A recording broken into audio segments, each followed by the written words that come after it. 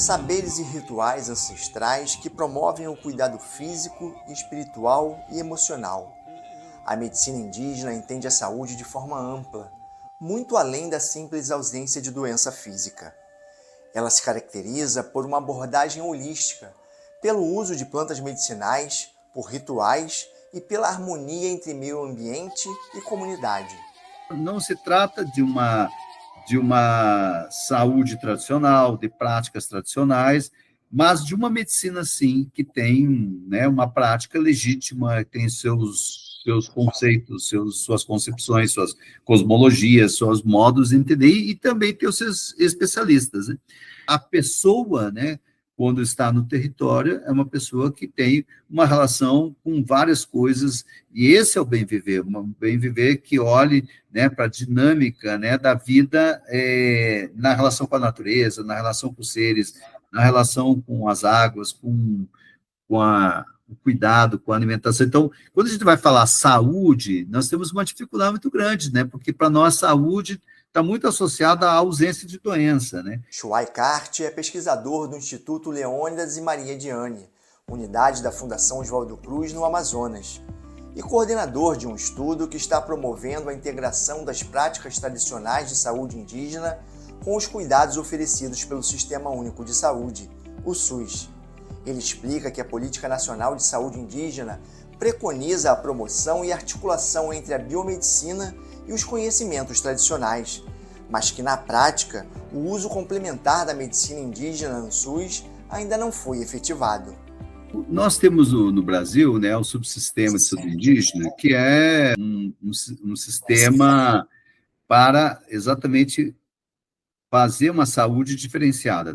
Só que isso quase não acontece, né? Porque há uma preocupação muito grande de você né, ter o provimento de médicos, de profissionais de saúde, de medicação, de uma relação com a rede, né, do SUS.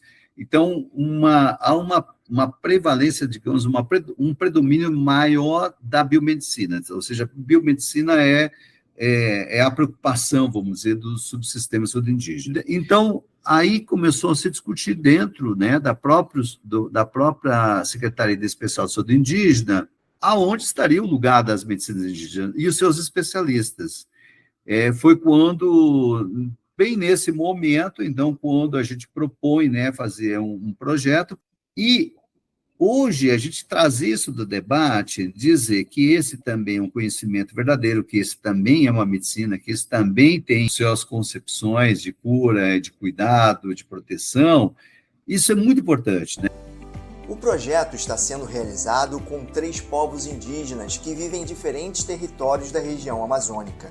O povo Guajajara, no Maranhão, e os Yanomamis e os Ticunas, no Amazonas.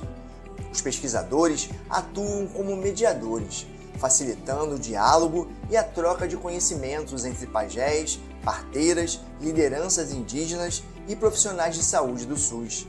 O objetivo é superar preconceitos e incentivar a colaboração entre esses indivíduos, promovendo um cuidado à saúde integrado. Todos têm limitações. O pajé tem limitações, o parteiro tem limitações, mas o médico também tem limitações. A enfermeira também tem limitações. Então, todos temos limitações, né? Então, por isso que a gente precisa dialogar, né, de um modo, né, mais integrado para a gente poder complementar os conhecimentos que nós temos uns dos outros. Né? O pesquisador destaca que o diálogo entre os diferentes saberes também é essencial para fortalecer o cuidado e garantir que cada prática possa atuar de maneira segura. Ele exemplifica essa integração ao citar a colaboração entre parteiras e profissionais de saúde, mostrando como o trabalho em conjunto potencializa o atendimento nas comunidades. Por exemplo, quando tem um parto de gêmeos, a equipe vai dizer, olha, parteira, quando for nesse caso, nos chame, porque aí a gente já sabe como fazer, se vai dar para fazer na aldeia ou tem que remover para uma maternidade. Ou quando tem um caso de uma pressão alta, né? A mulher está com, né, pico de pressão e tal, isso é perigo para a mãe e para a criança, né? Então, quando vocês identificarem situações assim, nos chame. No fundo, o diálogo é que vai construir até onde se pode ir, até onde não se pode ir, o que é legítimo, o que não é. Os conhecimentos ancestrais da medicina indígena estão sendo catalogados pelos pesquisadores por meio de oficinas, um encontro de saberes entre pajés, parteiras e profissionais da saúde indígena.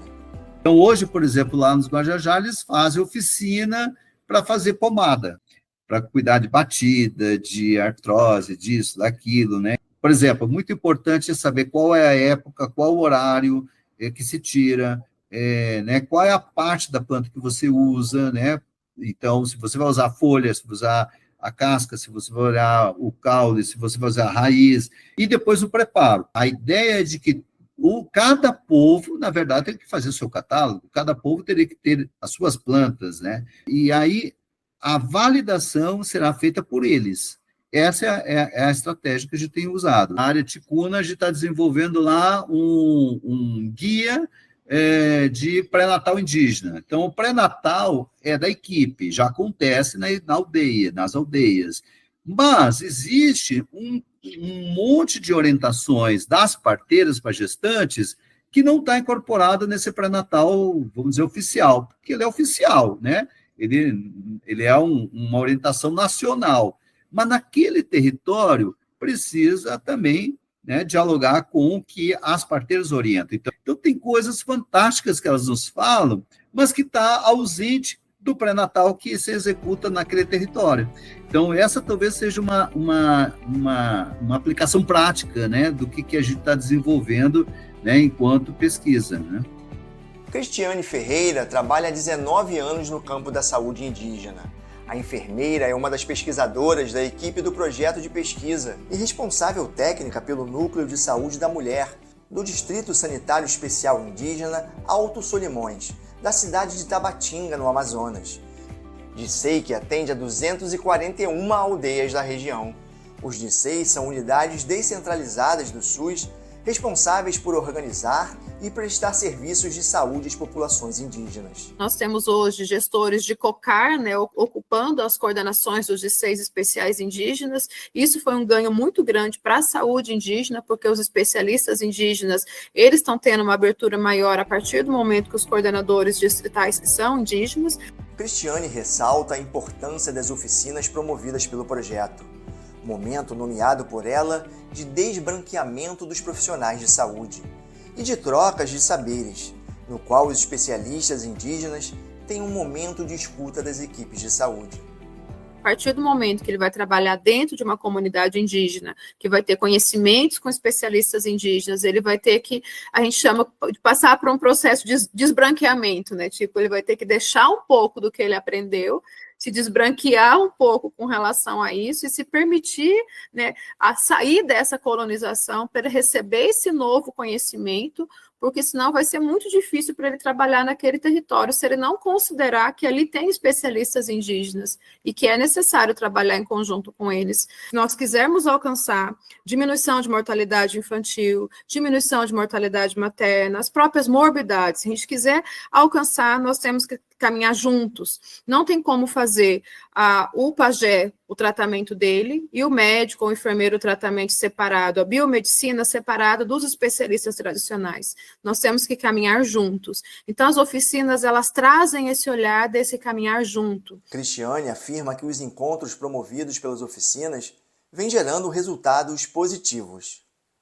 Nós observamos que os polos básicos que têm essa periodicidade, eles conhecem os especialistas indígenas, as parteiras, por exemplo, participam de todo o pré-natal, onde nesses polos básicos tem um pré-natal intercultural, que as parteiras vão participar, no prontuário que a gente lê das gestantes, a gente já vê o nome das parteiras, na caderneta de pré-natal a gente já vê o nome das parteiras, então a gente observa que existe sim uma aproximação muito grande, mas a gente também acredita que isso é um elo de construção contínua.